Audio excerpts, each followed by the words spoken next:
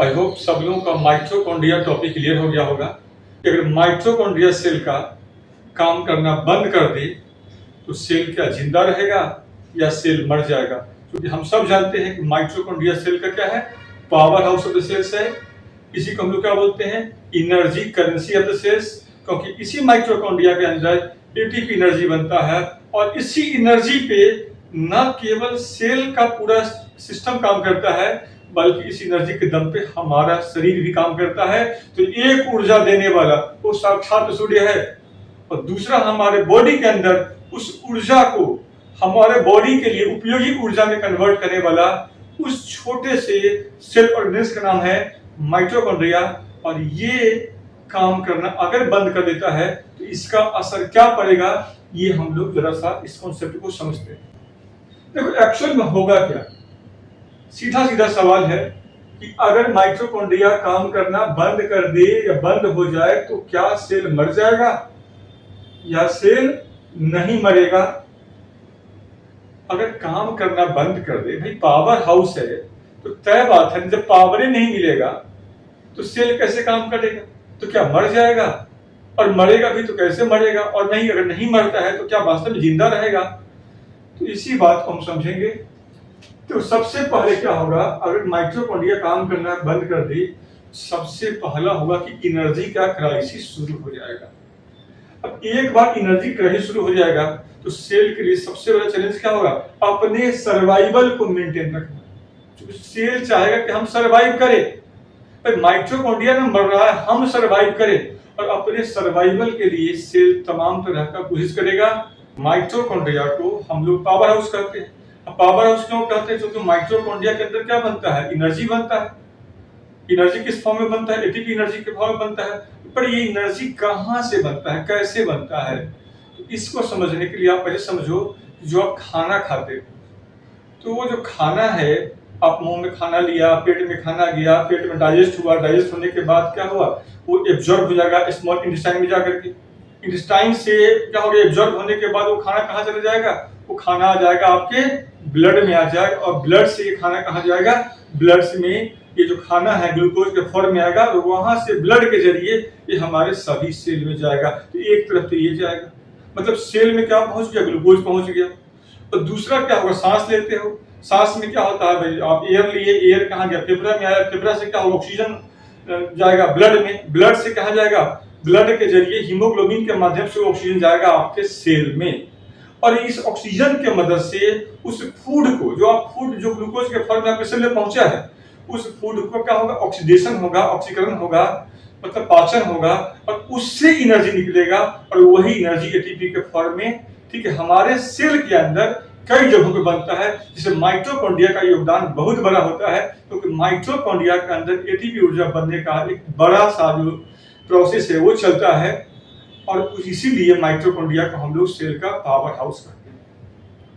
तो सीधा सा कॉन्सेप्ट को समझते हम लोग हैं कि सबसे पहले क्या होगा कि अगर माइटोकॉन्ड्रिया काम करना बंद कर दिया, तो काम करना अगर बंद कर देगा तो माइटोकॉन्ड्रिया के अंदर जो एटीपी बन रहा था वो एटीपी नहीं बनेगा, लेकिन माइटोकॉन्ड्रिया के बाहर जो एटीपी बन रहा था वो एटीपी बनेगा।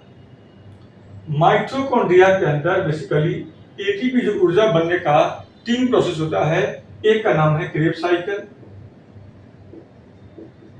दूसरा होता है ईटीसी, और तीसरा होता है ऑक्सीडेटिव फॉस्फोराइलेशन।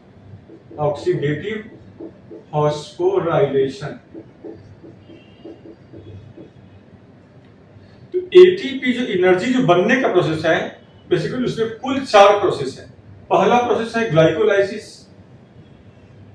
दूसरा प्रोसेस का क्रेब्स साइकिल, तीसरा प्रोसेस क्या हो गया ईटीसी, जिसको बोलते हैं इलेक्ट्रॉन ट्रांसपोर्ट चेन, और चौथा क्या होगा ऑक्सीडेटिव फॉस्फोराइलेशन। तो ग्लाइकोलाइसिस में जो फूड आपने लिया है, जो फूड आपने लिया था, वो फूड जब सेल के अंदर आता है, ये जो फूड है, ये फूड जब सेल के अंदर आएगा तो क्या होगा, ऑक्सीजन जो सांस के जरिए लिए हो, ये ऑक्सीजन इस फूड को ऑक्सीडाइज करेगा, और ऑक्सीडाइज होने का ये जो काम है वो अलग अलग जगहों पे होगा। जहां तक बात रहा इसी ऑक्सीडेशन के परिणाम स्वरूप एनर्जी बनेगा एटीपी के फॉर्म में। इसमें से शुरुआती एटीपी ग्लाइकोलाइसिस के जरिए बनता है और ये एटीपी कहां बनेगा? सेल के बाहर साइटोप्लाज्म में, क्योंकि ग्लाइकोलाइसिस कहां पे होता है? सेल का साइटोप्लाज्म है, इस हिस्से में ग्लाइकोलाइसिस होगा। पर माइटोकॉन्ड्रिया के अंदर ये तीन प्रोसेस है, क्रेब्स साइकिल, ईटीसी और ऑक्सीडेटिव फॉस्फोराइलेशन, इसके जरिए एटीपी बनेगा। क्योंकि माइटोकॉन्ड्रिया काम करना बंद कर दिया है तो मतलब ये तीनों प्रोसेस नहीं होगा, मतलब इस तीन प्रोसेस के जरिए जो एटीपी बनना है वो एटीपी नहीं बन पाएगा और सेल क्या होगा? केवल इस पर निर्भर होगा। केवल इस पर निर्भर का मतलब क्या हुआ? एनर्जी का क्राइसिस यहाँ पे स्टार्ट हो चुका है। क्योंकि माइटोकॉन्ड्रिया काम करना बंद कर दिया है तो एनर्जी का क्राइसिस स्टार्ट हो चुका है। अब एनर्जी का क्राइसिस जब स्टार्ट हुआ तो सेल के पास सबसे बड़ा प्रॉब्लम क्या है? अपने सर्वाइवल का। अब सर्वाइव करने के लिए लड़ेगा। अब इस सर्वाइवल में क्या होगा? सेल तो केवल ग्लाइकोलाइसिस के जरिए केवल 2 एटीपी का निर्माण कर पा रहा है। शेष जो एटीपी का निर्माण है वो तो माइटोकॉन्ड्रिया में हो रहा था। तो टोटल एक ग्लूकोज का मॉलिक्यूल अगर इस पूरे प्रोसेस में शामिल होता है तो उससे जो है 36 एटीपी का निर्माण होता है। 2 बन गया यहाँ पे, 34 बनना है यहाँ पे, 34 वाला सिस्टम हो गया फेल, 2 वाला सिस्टम क्या जिंदा है। अब सेल क्या होगा? सर्वाइव कितना देर कर पाएगा? तो ये जो एटीपी है ये तो क्या है? बहुत कम है सेल के सर्वाइवल के लिए। तो सेल के अंदर तमाम तरह का प्रोसेस हो रहा है, तो सेल के अंदर सारा फंक्शन भी है, ठीक है। राइबोसोम का काम करना हो गया या जितने भी सेल ऑर्गेनेज का काम करना हो गया। तो जब वो सभी सेल ऑर्गेनेज काम ही नहीं करेगा तो सेल कैसे काम करेगा? क्योंकि सबको काम करने के लिए एनर्जी चाहिए और सब, ठीक है, और सेल का खुद ही यहाँ पे आफत आया हुआ है। तो वैसे स्थिति में क्या क्या होगा? क्या सेल सरेंडर कर देगा या सेल मर जाएगा? हम लोग उसी को समझते हैं यहाँ पे। तो अब देखो चूंकि एटीपी बहुत कम हो गया हुआ है, सेल को अपने सर्वाइवल के लिए यहाँ पे समस्या बना हुआ है, तो वैसे में क्या होगा? सेल का ब्रेकडाउन शुरू होगा। सवाल है कि ये जो एटीपी जो बहुत कम है, इस एटीपी का उपयोग कैसे कैसे कहाँ कहाँ होता है जरा समझ लेते हैं। ये एटीपी सबसे ज्यादा जरूरी क्या होता है? यहाँ पे सेल मेम्ब्रेन है, ये जो देख रहे हैं स्ट्रक्चर, ये स्ट्रक्चर क्या है? बेसिकली सेल मेम्ब्रेन का स्ट्रक्चर है। ये स्ट्रक्चर क्या? सेल मेम्ब्रेन का है। इस सेल मेम्ब्रेन में एक पंप होता है, सोडियम पोटेशियम पंप। सबसे पहले क्या होगा? एक सोडियम पोटेशियम पंप है, ये एटीपी एनर्जी को चाहिए, क्योंकि इसी एटीपी एनर्जी के कारण ये क्या करेगा? सेल के अंदर से 3 सोडियम को बाहर भेजेगा और 2 पोटेशियम को बाहर से अंदर लाने का काम करता है। इस पंप का काम यही होता है, 3 सोडियम को बाहर लाना, 2 पोटेशियम को अंदर भेजना। मतलब ये जो पंप है ये एटीपी एनर्जी पे टोटली डिपेंडेंट है। और यहाँ पे चूंकि एनर्जी खर्च हो रहा है, इस तरह के ट्रांसपोर्ट को क्या कहते हैं? Active transport. एक बात याद रखना, जहां भी एनर्जी खर्च हो उस ट्रांसपोर्ट को क्या कहेंगे? एक्टिव ट्रांसपोर्ट कहेंगे। तो यहाँ पे एक्टिव ट्रांसपोर्ट के जरिए ये क्या कर रहा है? 3 सोडियम को बाहर और 2 पोटेशियम को अंदर करने का काम कर रहा है। क्योंकि यहाँ पे एटीपी क्या हो रहा है? कम पड़ जा रहा है, तो नतीजा क्या होगा? ये जो प्रोसेस है सोडियम पोटेशियम पंप का जो काम करना है, ये पंप का काम करना यहाँ पे पहला बंद हो जाएगा। दूसरा, एटीपी का रिक्वायरमेंट क्या है? यहाँ पे एटीपी का रिक्वायरमेंट, अगर एटीपी कम पड़ेगा तो राइबोसोम क्या होगा? आपका इनएक्टिव हो जाएगा। मतलब राइबोसोम के अंदर कोई भी काम नहीं होने वाला है, मतलब प्रोटीन वगैरह नहीं बनेगा। जब राइबोसोम काम करना बंद कर दिया, साथ में क्या हो गया? ट्रांसलेशन, मतलब डीएनए से जो आरएनए बनने वाला जो प्रोसेस है, मतलब सारा जो प्रोसेस है सब स्टॉप हो जाएगा। तो डीएनए से आरएनए बनने के प्रोसेस को क्या बोलते हैं? ट्रांसक्रिप्शन। और आरएनए से प्रोटीन बनने के प्रोसेस क्या बोलते हैं? ट्रांसलेशन। ये सब के सब क्या हो गया? स्टॉप हो जाएगा। तो मतलब प्रोटीन का बनना क्या हो जाएगा? यहाँ पे ये स्टॉप हो जाएगा। प्रोटीन का बनना स्टॉप हो गया। और प्रोटीन चूंकि बनेगा नहीं तो एंजाइम नहीं बनेगा। एंजाइम नहीं बनेगा तो कई सारा फंक्शन होगा नहीं, क्योंकि एंजाइम क्या है? ये प्रोटीनियस बायोकैटलिस्ट होता है।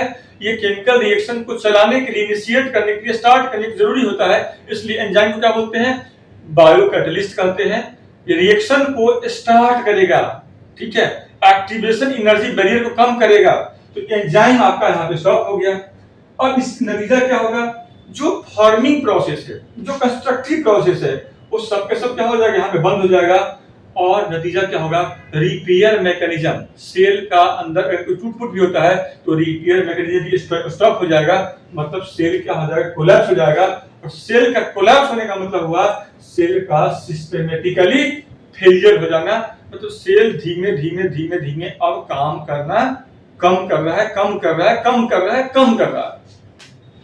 तो दो बातें समझ में आ गया कि एटीपी का जो खर्च है, एक तो सोडियम पोटेशियम पंप के लिए चाहिए, और दूसरा सारा जो प्रोसेस, जो मेटाबॉलिक प्रोसेस है, फिजियोलॉजिकल प्रोसेस है, बायोकेमिकल प्रोसेस है, उन प्रोसेस के लिए चाहिए, वो सारा प्रोसेस क्या हो गया है, बंद हो गया, मतलब सेल के अंदर प्रोडक्शन का काम बंद हो चुका है।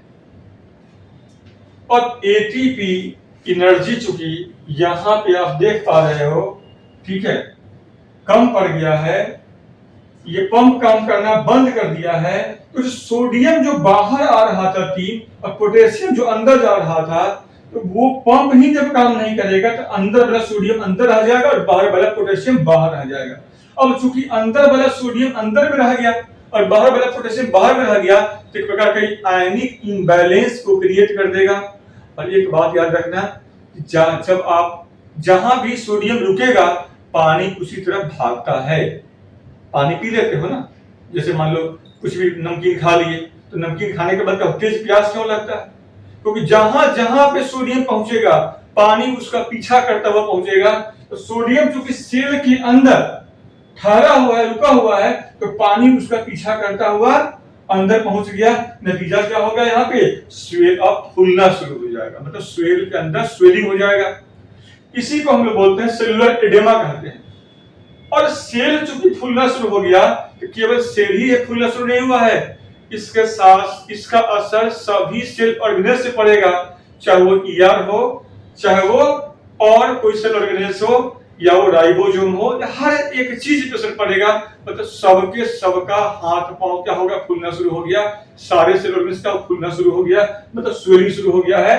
प्रोडक्शन का काम तो ऑलरेडी पहले ही बंद हो चुका है, प्रोटीन का निर्माण बंद हो चुका है। जब सब निर्माण बंद हो गया, तो जो सप्लाई हुआ था पहले से, वो सब क्या होगा, वेस्ट बदलना शुरू हो जाएगा, और वेस्ट जमा यहाँ शुरू हो गया। जैसे जैसे वेस्ट बढ़ोतरी होगा, ठीक है, धीमे धीमे क्या होगा, एनाएरोबिक प्रोसेस एक्टिव हो जाएगा, तो लैक्टिक एसिड का बनना शुरू हो जाएगा। तो लैक्टिक एसिड का जो मात्रा है उस सेल के अंदर क्या होगा, बढ़ जाएगा।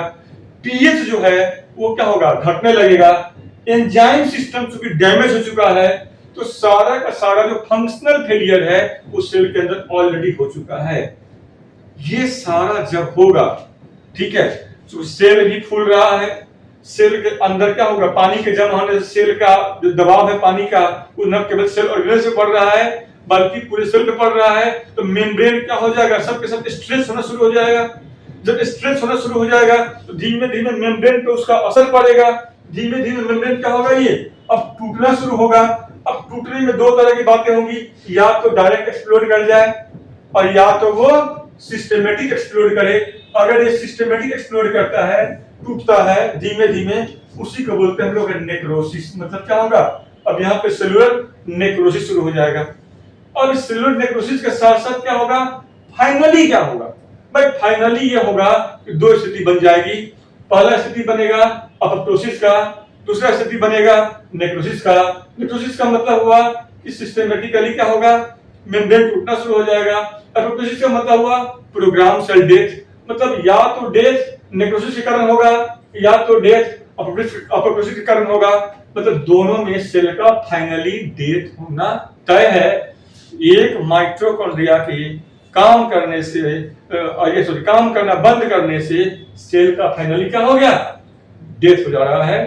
क्योंकि सेल थोड़े समय तक रेस्ट कर सकता है पर लॉन्ग रन में चल नहीं सकता है, क्योंकि एनर्जी के बिना ना आप चल सकते हो ना मैं चल सकता हूं।